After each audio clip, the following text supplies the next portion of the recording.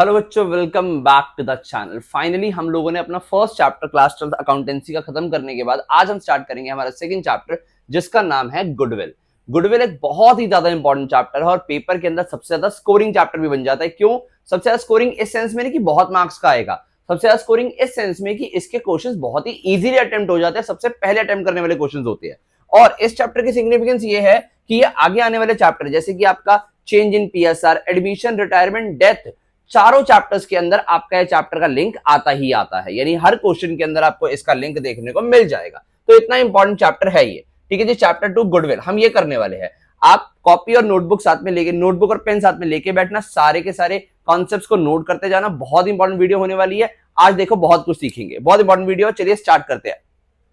तो सबसे पहले गुडविल, हमारे चैप्टर का नाम है गुडविल, तो हमें पढ़ना पड़ेगा सर गुडविल की डेफिनेशन क्या है, गुडविल होती क्या है। देखो पहले मैं आपको जनरल सेंस में समझाने की कोशिश करता हूं। बेटा गुडविल का मतलब है reputation of the business. Goodwill का मतलब रेपुटेशन, पॉजिटिव रेपुटेशन, ऐसी रेपुटेशन जिससे मेरे बिजनेस को प्रॉफिट हो रहा है, यानी जिससे मेरे बिजनेस के पास कस्टमर्स आ रहे हैं, यानी मेरी मार्केट में इज्जत जो है। ओके देखो आज रिलायंस एक एंटरप्राइजेस है, टाटा एक एंटरप्राइजेस है। टाटा रिलायंस की मार्केट में गुडविल बहुत ज्यादा है। अगर हम लोग कार खरीदने जा रहे हैं, टाटा की कार खरीद रहे हैं, क्यों? क्योंकि मार्केट में टाटा की गुडविल अच्छी है। ठीक है, टाटा की कार्स पे हमें भरोसा है। ऐसी बहुत सारी जो ऐसे चीजें जिससे बिजनेस को बेनिफिट मिले, या ऐसे थिंग जिससे बिजनेस को बेनिफिट मिले, जिससे बिजनेस कमा ज्यादा सके, अर्निंग कैपेसिटी बिजनेस की बढ़ जाए, उसको गुडविल बोला जाता है। तो हम अगर डेफिनेशन देखें तो क्या लिखी हुई है, देखो goodwill is a positive reputation of a company. Goodwill एक कंपनी की या फिर एक बिजनेस की पॉजिटिव रेपुटेशन बोली जाती है। अच्छा जी, it is an intangible asset. Intangible asset का मतलब you can not touch, you can not see the goodwill. It is an intangible asset. You can only felt the presence of goodwill. Market में आपका business अच्छा चल रहा है, आपके पास customer ज्यादा आ रहे हैं, इसका मतलब मार्केट में आपकी गुडविल बन रही है। सर यही होता है, यानी आप प्रेजेंस को फील कर सकते हो। It is a benefit and advantage of a good name, reputation and connections of a business. Market के अंदर हमें बेनिफिट मिलता है इससे, और एडवांटेज होते हैं ये हमारे गुड नेम की, रेपुटेशन की, कनेक्शंस ऑफ अ बिजनेस की। ध्यान से सुनना, मार्केट के अंदर आपका जितने ज्यादा कस्टमर अट्रैक्ट होंगे, इसका मतलब अगर आपको ज्यादा कस्टमर अट्रैक्ट हो रहे हैं, मतलब मार्केट में आपकी गुडविल अच्छी है, आपका नाम अच्छा है। सर ये गुडविल जो है, हम इस चैप्टर के अंदर ना, पूरा नाम है चैप्टर का हमारा गुडविल नेचर एंड वैल्यूएशन, यानी हम गुडविल की वैल्यूएशन करना सीखेंगे, क्या होती है और वैल्यूएशन करेंगे। ठीक है, वैल्यूएशन क्यों करनी है, यानी इसकी कैलकुलेशन जो है वो क्यों करनी है, उसका रीजन है हमारे पास, reason for calculation of goodwill. पहला कह रहा है reconstitution of the form. Reconstitution of the form का मतलब हमारी पार्टनरशिप के अंदर हम लोग चेंज इन पीएसआर पढ़ेंगे। चेंज इन पीएसआर का मतलब पार्टनर्स में प्रॉफिट शेयरिंग रेशियो चेंज होगी। फिर एडमिशन हो जाएगा। फिर हमारे पास एडमिशन के बाद क्या आ जाएगा सर, एडमिशन के बाद हमारे पास रिटायरमेंट आ जाएगा। रिटायरमेंट के बाद पार्टनर्स में एक डेथ भी होगा, यानी डेथ भी आ जाएगा। तो इन सारे केसेस में फॉर्म का रिकॉन्स्टिट्यूशन होता है, यानी फॉर्म दोबारा से बनाई जाती है। और जब भी फॉर्म दोबारा से बनेगी तो गुडविल को कैलकुलेट करने की जरूरत पड़ेगी। फिर sale of a business, business को जब हम बेचेंगे तो गुडविल को कैलकुलेट करने की जरूरत पड़ेगी। सर एग्जांपल देके समझाओ। सपोज मेरे बिजनेस में जो एसेट्स पड़ी हुई है ना, उनकी वैल्यू है 10 लाख रुपए, पर मैं आपको जो बिजनेस बेचूंगा ना 12 लाख का बेचूंगा। सर ये जो 2 लाख रुपए एक्स्ट्रा बेच रहा हूं ना, ये मेरी गुडविल है, ये मेरे नाम के पैसे चार्ज कर रहा हूं मैं। तो सर ये जो चार्ज कर रहा हूं ये निकाले कैसे होंगे? अब यही तो यहां पर कैलकुलेशन सीखनी है, बट हमें ये पता है कि सेल ऑफ बिजनेस करेंगे तो गुडविल की वैल्यू निकालनी पड़ेगी। फिर कह रहा है अमालगमेशन ऑफ 2 और मोर बिजनेसेस। जब दो से ज्यादा बिजनेस अमालगमेट होते हैं। सर अमालगमेशन का क्या मतलब, यानी कि जब वो बिजनेस आपस में ज्वाइंट होते हैं, मिलते हैं, तो हमें नीड पड़ती है गुडविल को कैलकुलेट करने की। So these are the reason for calculation of goodwill. अब आता है हमारे पास फैक्टर्स अफेक्टिंग गुडविल। कौन कौन से फैक्टर है जो फॉर्म की गुडविल की कैलकुलेशन को अफेक्ट कर सकते हैं, यानी जिससे गुडविल ज्यादा या कम हो सकती है।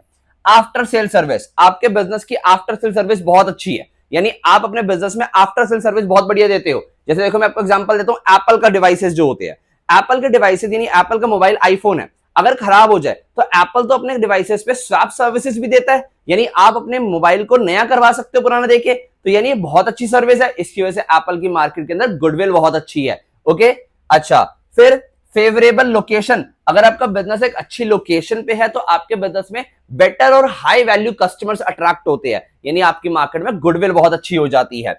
मैनेजरियल स्किल्स, अगर आपके बिजनेस के अंदर जो मैनेजमेंट काम कर रही है वो बहुत स्किलफुल मैनेजमेंट है, बढ़िया मैनेजमेंट है, अच्छे से काम कर रही है, तो ओवरऑल बिजनेस ग्रो करेगा, गुडविल कमाएगा ही कमाएगा। क्वालिटी ऑफ प्रोडक्ट, अगर आप मार्केट के अंदर अच्छा क्वालिटी ऑफ प्रोडक्ट दे रहे हो तो आप अच्छे से गुडविल को मैनेज कर सकते हो, अच्छे से मार्केट में रेपुटेशन कमा सकते हो। फिर कह रहा है मार्केट सिचुएशन, अगर मार्केट के अंदर देखो मार्केट सिचुएशन कैसी है, मार्केट के अंदर आपके प्रोडक्ट की डिमांड बहुत ज्यादा आ रही है, तो मार्केट सिचुएशन आपके लिए फेवरेबल है, आप अच्छी गुडविल यानी एंजॉय कर रहे हो, फेवरेबल कंडीशंस में हो आप बिजनेस में। आई होप सो समझ आता है ये सारे पॉइंट्स हमें पास। ये था factors affecting goodwill. Sir theory क्यों पढ़ा रहे हो? बेटा कभी कभी थ्योरी भी पेपर में गुडविल में से पूछी जा सकती है, बट इतनी ही थ्योरी है बस। फिर आ रहा है हमारे पास कि टाइप ऑफ गुडविल। सर कितने तरीके की गुडविल है? ध्यान से सुनना, दो तरीके की गुडविल है, एक है सेल्फ जनरेटेड गुडविल और एक है परचेज गुडविल। सर हम जो यहाँ पर बात कर रहे हैं ना सेल्फ जनरेटेड की, जो कैलकुलेट करके निकलती है, जिसको हम कैलकुलेट कर रहे हैं, सेल्फ जनरेट खुद बनाई है। एक है परचेज गुडविल।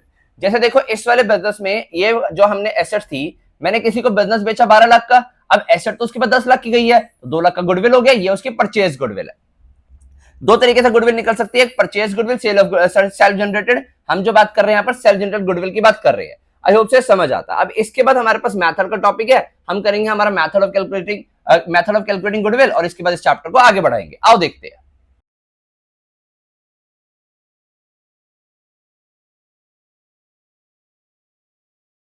हाँ बच्चों, अगर हम बात करें हमारे मेथड्स ऑफ कैलकुलेटिंग गुडविल की, यानी हम लोग गुडविल की कैलकुलेशन के मेथड्स को देख रहे हैं। अब ध्यान से सुनो, मेथड्स की कैलकुलेशन के लिए हमारे पास 3 मेथड है जो हमने डील करने हैं। पहला मेथड है हमारे पास एवरेज प्रॉफिट मेथड, फिर है हमारे पास super profit method, and finally हमारे पास आता है कैपिटलाइजेशन मेथड। आज की वीडियो में हम लोग जो देखेंगे और क्वेश्चन भी सॉल्व करेंगे किसके? एवरेज प्रॉफिट मेथड के। अब ध्यान से सुनो, एक बहुत ही आसान सा मेथड है, किसी भी मेथड का रट्टा लगाने की जरूरत नहीं है। सारे के सारे जो मेथड है ये पूरे तरीके से लॉजिकल हैं, आपको कंसेप्चुअल वाइज समझ आएंगे। ध्यान से देखो, तो अगर हम बात करें कि हमारे पास एवरेज प्रॉफिट मेथड में गुडविल कैलकुलेट करने का क्या फॉर्मूला है, ध्यान से देखेंगे बेटा।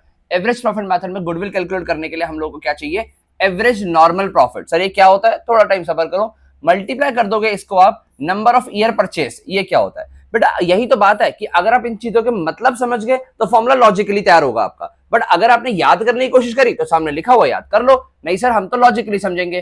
पहले आता है हमारे पास एवरेज नॉर्मल प्रॉफिट, एक एक चीज को समझते हैं। यहां लिखा हुआ एवरेज नॉर्मल प्रॉफिट। देखो एवरेज का मतलब क्या होता है? एवरेज का मतलब होता है कि पिछले कुछ ईयर्स के प्रॉफिट होंगे, उनकी हम एक एवरेज, एक सिंगल फिगर लेनी है। देखो क्या फॉर्मूला है? एवरेज नॉर्मल प्रॉफिट निकालने के लिए, नॉर्मल वर्ड पे मैं जोर दे रहा हूं, ये बताऊंगा क्यों। इसका फॉर्मूला है हमारे पास टोटल नॉर्मल प्रॉफिट। चलो सर एग्जांपल देखे, सपोज पिछले साल में आपने, पिछले लास्ट ईयर 30,000 प्रॉफिट कमाया, उससे पिछले साल 20,000 कमाया था, और उससे पिछले साल 10,000 कमाया था। तो इनकी एवरेज कैसे निकालोगे? सर आप 30, 20, 50 और 10, 60 ऐड करोगे और डिवाइड पे 3 साल है तो 3 से डिवाइड कर दोगे, 20,000 आपके पास एवरेज आ गई। सो एवरेज प्रॉफिट कैसे निकाला? अब मैं यहां कह रहा हूं कि आपने टोटल नॉर्मल प्रॉफिट लिया पहले, यानी अगेन नॉर्मल, तो अंडरस्टूड है ये सारे के सारे प्रॉफिट जो थे वो नॉर्मल थे। प्रॉफिट लिया, divide by total number of year, divide by 3 कर दिया, तो इस तरीके से हमने निकाला एवरेज प्रॉफिट। सर बात कर लेते हैं नॉर्मल की। देखो नॉर्मल का मतलब है आपने यहां पर वो वाला प्रॉफिट कंसीडर करना है जो बिजनेस की नॉर्मल एक्टिविटीज या normal functioning of the business की वजह से हो रहा है।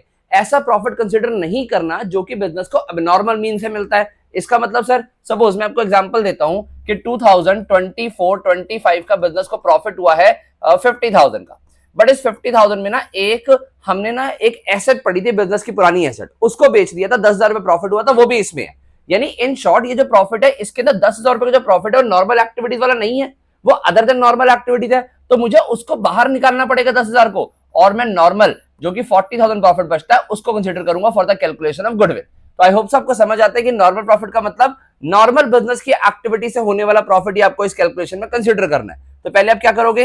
एवरेज नॉर्मल प्रॉफिट से total normal average normal profit निकाल लोगे। फॉर्मूला है total normal profit divide by number of year, total number of years. जब ये आपका आ जाएगा, इससे आपने ये निकाल लिया, इसके बाद इसको मल्टीप्लाई करोगे नंबर ऑफ ईयर परचेज से। नंबर ऑफ ईयर परचेज क्या है? सर बहुत ही शानदार चीज है, फॉर्मूले की डेरिवेशन समझते हैं। यहां पर आपने 20,000 निकाल लिया था, इस 20 का क्या मतलब था?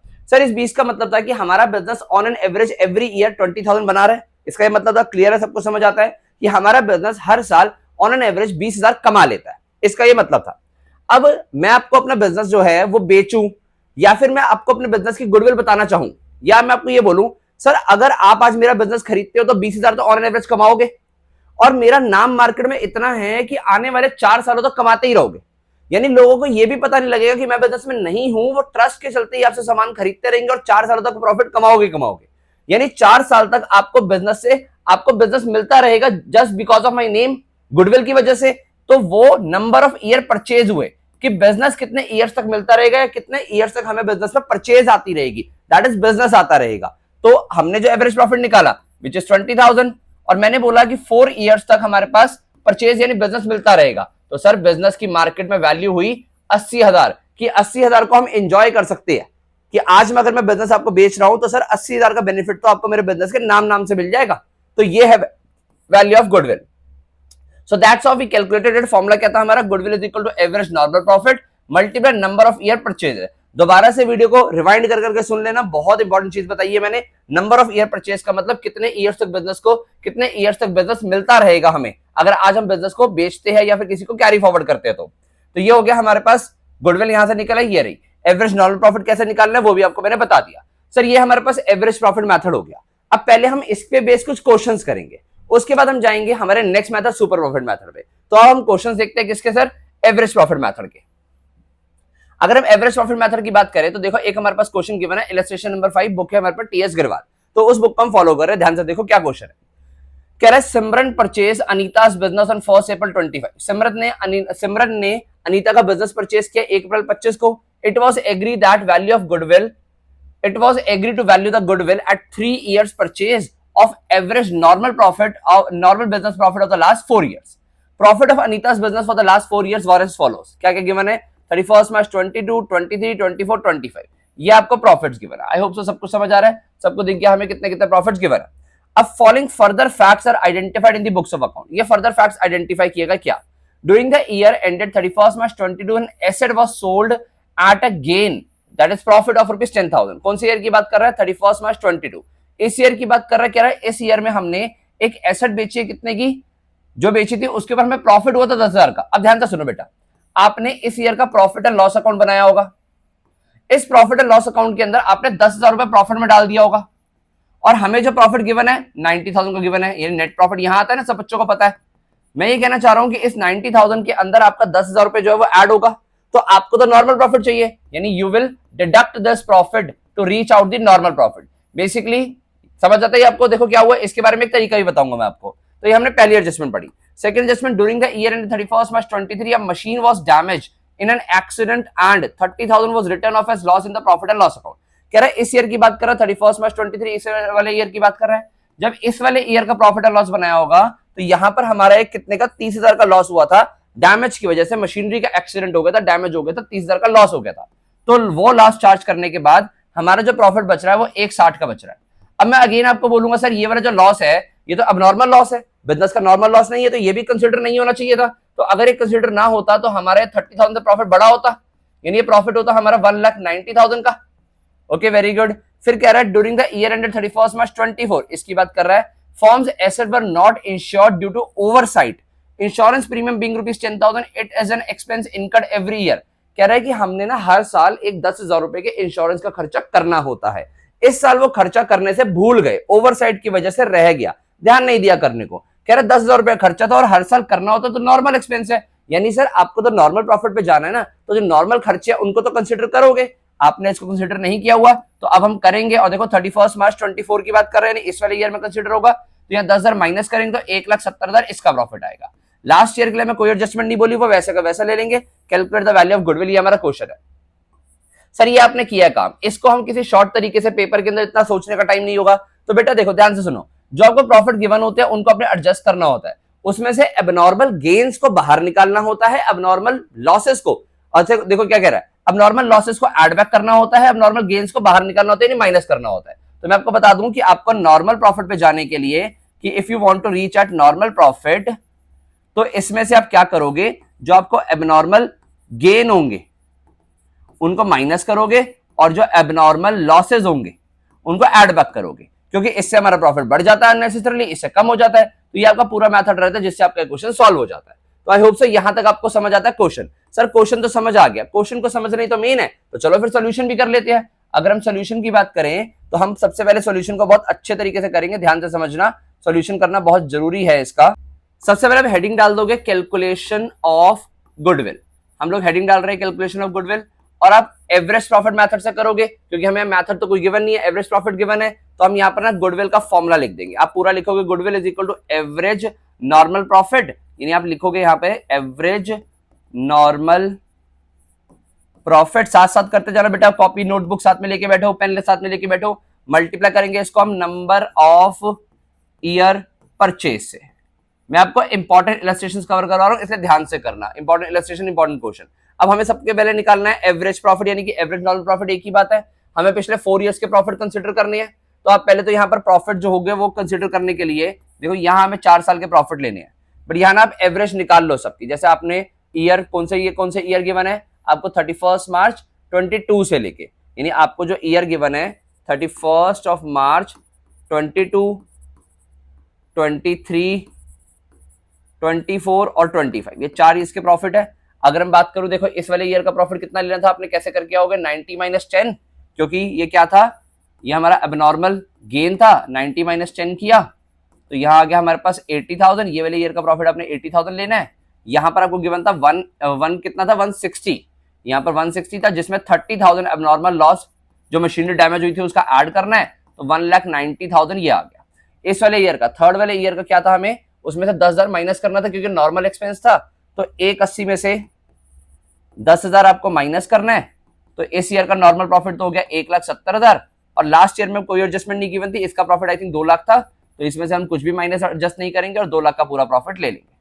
तो इनका टोटल बताओ कितना आ रहा है सर। यहाँ आ रहा है हमारे पास 180, 90, 270, 270 और 170, 270, 170 कितना हो गया, 04234, और इसके अंदर 6,40,000 हमारे पास टोटल आ रहा है। यानी हमने यहाँ पर लिखेंगे 6,40,000, ठीक है, डिवाइड बाय कितने ईयर्स है, 4। तो इसको काटे अगर हम, 4 1 जा 4, 4 6 जा 24, यानी कि 1,60,000 rupees is the amount of average profit. ठीक है जी, एवरेज प्रॉफिट निकाल दिया, और हमें तो गुडविल निकालनी है।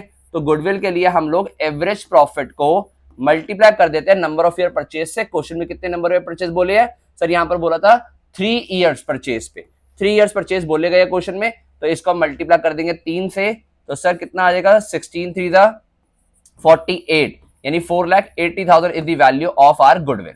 आई hope so question is clear to everyone. ध्यान से देख लो, सोल्यूशन सिर्फ इतना सा है। पेपर के अंदर देखो बेटा, क्वेश्चन बहुत आसान है, इस लेवल का क्वेश्चन शायद ना मिले, इससे हैवी क्वेश्चन मिलेगा, बट जब तक ये वाला नहीं करोगे हैवी होंगे नहीं। मेनली एडजस्टमेंट समझ जाना कि किस तरीके से हमने अब नॉर्मल चीजों को बाहर निकालना है और नॉर्मल चीजों को कंसिडर करना है। तो this was the complete question. एक क्वेश्चन हुआ है, आओ एक दो क्वेश्चन और देखते हैं। चलिए मूव करते हैं नेक्स्ट क्वेश्चन पे। इसका सोल्यूशन आपके सामने, अच्छा स्क्रीनशॉट ले लो। Question illustration 3 of TS Grewal. हाँ बच्चों, नेक्स्ट इलस्ट्रेशन है हमारे पास illustration 7, again TS Grewal book. Lalit और लवित और partner sharing profit losses equally. दो पार्टनर है ललित और लवित, अपना प्रॉफिट शेयर करते हैं equally. They admit Luv into the partnership for equal share. Luv को उन्होंने एडमिट किया इक्वल शेयर के लिए, यानी उसको भी भाई को इक्वल शेयर देंगे। Goodwill was agreed to be valued at 2 years purchase of average profit of last 4 years. कह रहा है उसके एडमिशन के टाइम पे हम लोगों को गुडविल वैल्यू करने की जरूरत पड़ी, जिसको हम वैल्यू करेंगे 2 इयर्स के परचेज पे और एवरेज प्रॉफिट लेंगे लास्ट 4 इयर्स का। Profit for the last 4 years ऐसे गिवन है हमें, ये पिछले 4 सालों का प्रॉफिट 22, 23, 24, 25, ये प्रॉफिट्स गिवन है। 1 साल का लॉस भी है, देखेंगे क्या ट्रीटमेंट करेंगे इसका। तो आई होप सो ये समझ आता है आपको, ठीक है जी। उसके बाद कह रहा है books of the accounts of the firm were pursued and the following was notice. Books of the accounts बनाए गए और उसे ये नोटिस किया गया। क्या नोटिस किया गया, firm had a profit on sale of building which is abnormal gain होता है of ₹10,000 during the year ended 31 March 22। कह रहा है इस ईयर एंडेड में ना 31 मार्च 22 में फर्म को एक 10,000 रुपए का गेन हुआ था, किस पे, हमने बिल्डिंग की सेल की थी उसकी वजह से। तो ये तो अब नॉर्मल गेन हो गया, पर इसमें ऐड हुआ होगा तो यहां से माइनस करेंगे, क्योंकि हमें नॉर्मल प्रॉफिट चाहिए होता है। तो इस ईयर का प्रॉफिट कंसिडर होगा 60,000 रुपए। नेक्स्ट पढ़े, firm incurred a loss on the sale of computers, abnormal loss है जो कि 20,000 का during the year ended 31 March 23। कह रहा 31 मार्च 23 में हमने एक 20,000 रुपए का अब नॉर्मल लॉस कंसिडर कर लिया होगा, जो कि नहीं होना चाहिए था, क्योंकि हमें नॉर्मल लॉस चाहिए होता। तो हम उसको दोबारा से ऐड बैक कर देंगे, और अगर दोबारा से ऐड बैक करेंगे तो हमारे पास ये कितना आ जाएगा, ध्यान से देखेंगे सर, ये हमारे 20,000 रुपए को ऐड बैक करने के बाद ये बन जाएगा 1,20,000 रुपए। आई होप सो समझ आता है। फिर उसके बाद कह रहा है repairs of the car of ₹50,000 was wrongly debited two vehicles account. इस क्वेश्चन की स्टार एडजस्टमेंट बोलूंगा मैं इसको। कह रहा है कि एक हमने रिपेयर करवाई थी 50,000 रुपए की, wrongly debited two vehicles account. देखो बेटा, जर्नल एंट्री बेसिक, आप जब रिपेयर करवाते हो तो क्या एंट्री होती है, जब वो मेजर रिपेयर ना हो तो सर एंट्री होती है रिपेयर अकाउंट डेबिट, और अगर कैश में पे कर दिया उसका तो टू कैश होती है एंट्री, है ना सर, ये एंट्री होती है। Wrongly debited two vehicles account, sir आपने पता क्या एंट्री कर दी, जो रिपेयर्स बनानी थी व्हीकल की वो आपने व्हीकल ही बना दिया, यानी जो खर्चा बनना था खर्चा ना बना के आपने एसेट बना दिया। व्हीकल्स टू कैश एंट्री कर दी ऑन 1 जून 23। 1 जून 23 किस ईयर में पड़ेगा सर, ध्यान से देखो, ये वाला ईयर जो है ये शुरू हुआ होगा 1 अप्रैल 23 को, एंड हो रहा होगा 31 मार्च 24 को, यानी वो इस वाले ईयर की बात कर रहा है। कि इस ईयर में 1 जून 2023 को एक हमने 50,000 रुपया खर्चा बनाना था जो कि नहीं बनाया, यानी प्रॉफिट एंड लॉस में कंसीडर करना था, नहीं किया, कहां डाल दिया, एसेट बना दिया, व्हीकल्स में डाल दिया, देखो दिख रहा है। ओके, डेप्रिसिएशन चार्ज कर लिया, उसके बाद 12% per annum on the straight line method, ये हमने कर लिया क्वेश्चन। अब ध्यान से पूरा क्रक्स सुनो, आपने इस ईयर का जो प्रॉफिट एंड लॉस अकाउंट बनाया होगा 31 मार्च कौन सी ईयर की बात कर रहा है, 24 की, क्यों, क्योंकि 1 जून 23 को हुआ, वो इसके पीछे पड़ेगा। ओके, उसके बाद इस ईयर की एक बैलेंस शीट भी बनाई होगी 31 मार्च 24 पे, कह रहा है यहां पर तो अपने व्हीकल दिखा दिए होंगे, बैलेंस शीट में एसेट में व्हीकल दिखा दिए 50,000 के, और इसका जो डेप्रिसिएशन है वो आपने यहां चार्ज कर लिया होगा। कितना चार्ज कर लिया होगा सर, 50,000 के व्हीकल्स हैं, डेप्रिसिएशन बोल रहा है 12%, और वो भी कितने महीने का, क्योंकि 1 जून को आपने खर्चा किया था ना, ये तो अप्रैल मई ये चले गए, यानी 10 महीने का खर्चा आपने चार्ज कर लिया होगा। 10/12 कितना बनता है सर, 50,000 12% 6,000 हो गया, 6,000 10 महीने का बनेगा 5,000 रुपए सर, यानी आपने 5,000 रुपए का डेप्रिसिएशन यहां चार्ज कर लिया होगा। क्या ये डेप्रिसिएशन चार्ज होना था सर, ये खर्च, ये एसेट ही नहीं बननी थी, तो अगर एसेट ही नहीं बननी थी तो डेप्रिसिएशन नहीं आना था। एक्चुअल में होना क्या था, यहां पर रिपेयर के नाम से 50,000 का खर्चा आना था, जो 50,000 हुआ वो एक्चुअल में तो लॉस है ना, वो तो वो कंसिडर होना चाहिए था, तो ये होना चाहिए था, ये नहीं होना चाहिए था। तो बेसिकली इस ईयर में मैं क्या करूंगा कि 5,000 रुपए बाहर निकालूंगा, यानी 5,000 रुपए ऐड कर दूंगा, क्योंकि ये वाला खर्चा कंसिडर नहीं होना चाहिए था, और जो रियल में नॉर्मल लॉस का खर्चा कंसिडर होना चाहिए था 50,000 का, वो माइनस करूंगा। तो मेरे पास अब यहां पर कितना प्रॉफिट लॉस बच जाएगा, ध्यान से देखो, 55 नेगेटिव था जिसमें 5 ऐड हुआ, 50 बचा नेगेटिव, और 50 और नेगेटिव, तो 1 लाख का टोटल मेरे पास लॉस आ गया इस ईयर में। प्लीज इस पूरी कैलकुलेशन को ध्यान से समझना कि क्या हुआ है क्या नहीं हुआ, अंग्रेजी को समझना जरूरी है। क्वेश्चन है calculate the value of goodwill. I hope सो हमने सारी एडजस्टमेंट तो कर दी है, अब क्या रह गया, अगर हमें कैलकुलेशन ऑफ गुडविल करना है तो हम लोगों को बस एक फॉर्मूला लगाने की तो देर रह गई, कैलकुलेशन ऑफ गुडविल करना है। फॉर्मूला क्या होता है sir, goodwill is equal to average normal profit multiply number of year purchase, हम ऊपर करते हुए आ रहे हैं, ये फॉर्मूला होता है हमारा। ध्यान से सुनो, एवरेज नॉर्मल प्रॉफिट कैसे निकालोगे, जो पिछले 4 सालों के प्रॉफिट है, आप ये कैसे दिखाओगे सर, 70 - 10, यहां ले लोगे 60,000, उसके बाद 70 - 10 के बाद इस ईयर में 1 लाख प्लस 20 1,20,000, यानी यहाँ 1,20,000 आ जाएगा। फिर हमारा नेक्स्ट ईयर में 1 लाख का लॉस था, लॉस के लिए आप ब्रैकेट दिखा दो कि माइनस होता है, प्लस लास्ट ईयर में क्या था, लास्ट ईयर में हम लोगों को 1,44,000 है, जिसमें और कोई कैलकुलेशन नहीं है, 1,44,000 डिवाइड करेंगे इसको सर किससे, डिवाइड करेंगे इसको 4 से, तो हमारे पास एवरेज प्रॉफिट आ जाएगा। ठीक है, एवरेज प्रॉफिट को मल्टीप्लाई कर देंगे हम लोग नंबर ऑफ ईयर परचेज, कितने नंबर ऑफ ईयर परचेज बोली थी सर, यहाँ पर हमें बोली थी 2 ईयर्स परचेज पे। ठीक है, तो पहले आओ एवरेज प्रॉफिट निकालें, उसके बाद ही क्वेश्चन आगे होगा। 180 हो गए, 180 में से एक गया तो 80 और 144 कितना हो गया सर, 264, 2,64,000 डिवाइड बाय 4, 4 6 24, 4 6 24, ये हो गया 66,000 का एवरेज प्रॉफिट आ गया। गुडविल आ गई सर हमारी कितनी, 66,000, 2 ईयर्स का परचेज बोला गया, 66,000 मल्टीप्लाई टू 1 लाख कितना आ गया, 1,22,000, ये हमारी गुडविल का आंसर हुआ। अगर हम बोले ना, यहाँ पर देखो इस क्वेश्चन में बोला नहीं क्या ऑल दो, पर अगर बोलता ना कि जो लव एडमिट हुआ है तो लव शेयर निकालो, ठीक है, तो लव शेयर कितना आ जाता, देखो 1,22,000 के अंदर लव एडमिट हो रहा था इक्वल शेयर के लिए, तो ये मल्टीप्लाई करते तो ये लव का शेयर आ जाता, इक्वल का मतलब 1/3 मिलेगा उसको, तो ये उसका शेयर आ जाता। तो आई होप सो क्वेश्चन समझ आया सर। ये वाली जो कैलकुलेशन है ना, एवरेज प्रॉफिट जो हमने निकाले थे, ये वाली कैलकुलेशन आप नीचे करके दिखाओगे जैसे हमने लास्ट क्वेश्चन में यहाँ पर की थी, इस तरीके से, ठीक है, तब आपका क्वेश्चन पूरा होगा। आई होप सो आपको समझ आ रहा है। फॉर्मूला गुडविल के अंदर लिखना बहुत जरूरी होता है, सिंपल लॉजिकल फॉर्मुला होते हैं, अच्छे से ध्यान से लिखो। 2 क्वेश्चन के बाद चलो एक और क्वेश्चन करते हैं, एक और क्वेश्चन को एक्चुअली पढ़ते हैं, उसके बाद हम इस वीडियो को पैक कर देंगे, एवरेज प्रॉफिट मेथड भी पैक हो जाएगा। वेटेड एवरेज प्रॉफिट एक और मेथड होता है, इसका वो नेक्स्ट वीडियो में करेंगे। आओ देखें इस वीडियो का लास्ट क्वेश्चन क्या है, क्या कह रहा है वो हमें। Sumit purchase amaze business on 1 April 25, ये आपका अनसॉल्व्ड क्वेश्चन है, अनसॉल्व्ड क्वेश्चन नंबर 7 और टीएस ग्रेवाल। सुमित ने परचेज किया अमित का बिजनेस 1 अप्रैल 2025 को।